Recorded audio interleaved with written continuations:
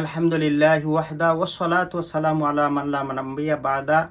দেশে এবং বিদেশে, কাছে এবং দূরে, বিশেষ করে লন্ডন আশেপাশে যে সমস্ত ভাই বোনেরা এবং আমার মাতৃভূমি বাংলাদেশ থেকে যে সমস্ত ইমাম ভাইয়েরা, মাদ্রাসা তলবুল ইলম ভাইয়েরা, আমার শুভাকামীরা বন্ধুরা যারা আলোচনা শুনতে, সবাইকে আন্তরিক মুবারকবাদ জানাচ্ছি।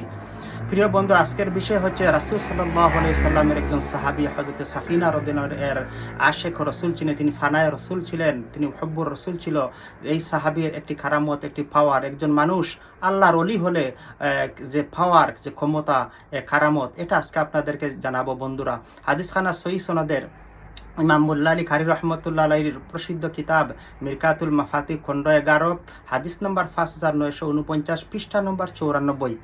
আন মুহাম্মদ ইবনে মুনকাদিরি আন্না সাফিনাতা মাওলা রাসূলুল্লাহ সাল্লাল্লাহু আলাইহি ওয়াসাল্লাম আখতাল জাইশা বিআদি রুমিন আও উসিরা ফান্তালাকা হারিমান ইয়ালতামিসুল জাইশা ফাইদা হুয়া বিল আসাদি فقال يا أبا الحارث أنا مولى رسول الله صلى الله عليه وسلم كان من أمر كيتا وكيتا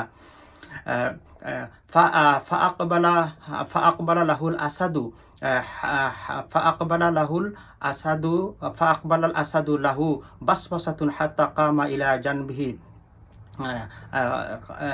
كلما سمع صوتا أهوى إليه ثم أقبل يمشي إلى جنبه حتى بلغ الجيش ثم رجع الأسد رواه في شرح السنة। এই হাদিস খানা সহিহ সনদের বন্ধুরা, এর মর্ম হচ্ছে, বাংলা সরল অনুবাদ হচ্ছে, আল্লাহর রাসূলের একজন প্রিয় সাহাবী হযরত সাফিনা রাদিয়াল্লাহু তাআলা আনহু, উনার তিনটি নাম ছিল রিবাহ, মিরহান এবং রুমান। এই তিন নামে প্রসিদ্ধ। তবে এই নামে সাফিনা রাদিয়াল্লাহু আনহু, উনি একবার যুদ্ধ করতে গিয়ে নিজেদের মুসলমান সৈন্য হারিয়ে রোম দেশে একটি পাহাড়ের থলে দেশে তিনি আশ্রয়ের জন্য পলায়ন করে গিয়েছিলেন। হঠাৎ করে জঙ্গল থেকে একটি বড় সিংহ তাকে আক্রমণ করলো। এই সময় হযরতে সাফিনা রাদিয়াল্লাহু আনহা বললেন, বনের সিংহকে আরবি ভাষায় বললেন, আনা মাওলায়ে রাসূলিল্লাহ সাল্লাল্লাহু আলাইহি সাল্লাম কানা মিন আমরি কাইতা কাইতা। এর অর্থ হলো, হে বনের পশু, সিংহ, শুন, আমি হলাম গিয়া মদিনা শরীফের রসুলে পাক সাল্লাল্লাহু আলাইহি সাল্লামের সাহাবী, আমার নাম সাফিনা। তুই আমাকে বুঝাতে চেয়েছেন আরবি ভাষায়, তুই আমাকে আক্রমণ করিস না। এই কথা শোনার সঙ্গে সঙ্গে এই সিংহটি, কুকুর যেভাবে তার মালিককে লেজ দিয়ে বন্ধুর মতো চতুর্দিকে স্বভাবগতভাবে বা বিনয় প্রকাশ করার জন্য যেভাবে কুকুর তার লেজ দিয়ে মালিককে সম্মান প্রদর্শন করে নাড়িয়ে, ঠিক সেইভাবে বনের সিংহ হযরতে সাফিনা রাদিয়াল্লাহু আনহা রাসূল সাল্লাল্লাহু আলাইহি ওয়াসাল্লামের নাম মুবারক শোনার সাথে সাথে সে লেঙ্গুর দিয়ে নাচিয়ে বিনয় প্রকাশ করে তাকে আশ্রয় দিয়ে একবারে ওই সাফিনা রাদিয়াল্লাহু আনহা তার মুসলিম সৈন্যদের ঘাঁটিতে দূরে পর্যন্ত পাহারা দিয়ে সেফটির সাথে নিয়ে পৌঁছে দিয়ে দিল। বন্ধুরা, ইমাম মুল্লা আলী কারি রহমতুল্লাহ আলাইহি বলতেছেন, ফাকান্নাহু কানা দালিলান বিল ইসালিহি কাফিলান। এর দ্বারা প্রমাণিত হয়ে গেল যে একটা বনের পশু রাসূল সাল্লাল্লাহু আলাইহি ওয়াসাল্লামের একজন আশিককে, একজন মৌলায়ে রাসূল সাল্লাল্লাহু আলাইহি ওয়াসাল্লামের একজন সাহাবীকে চিনতে পারলো এবং তার কফিল হয়ে তাকে, জামিনদার হয়ে তাকে নিজ গন্তব্যস্থলে নিয়ে দিল।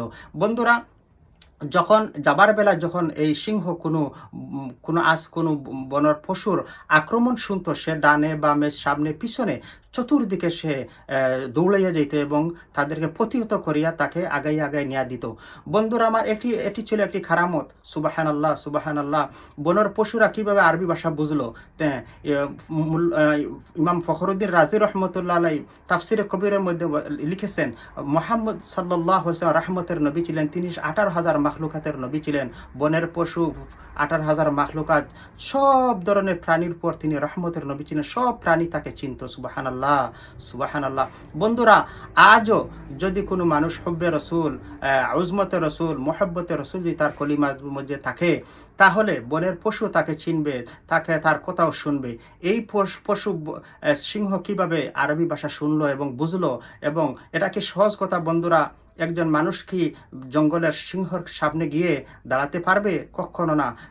হিংস্র প্রাণী, তার খাদ্য হলো মানুষ, গরু, ছাগল, মহিষ এই জাতীয় মানুষের রক্ত এবং গোস্তগুলা চিবিয়ে চিবিয়ে নখ দিয়ে বাহির করে খাওয়া, এটা তার খোরাক ছিল। কিন্তু সে খায় নাই, বনের সিংহ খায় নাই।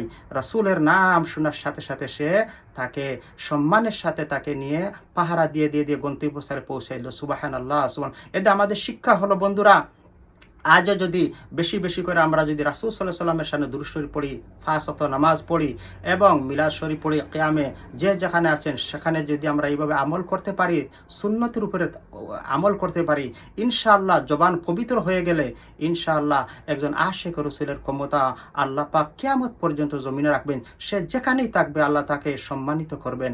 ভালো থাকুন, সুস্থ থাকুন, দেখা হবে আরেকটি নতুন ভিডিও। আসসালামু আলাইকুম।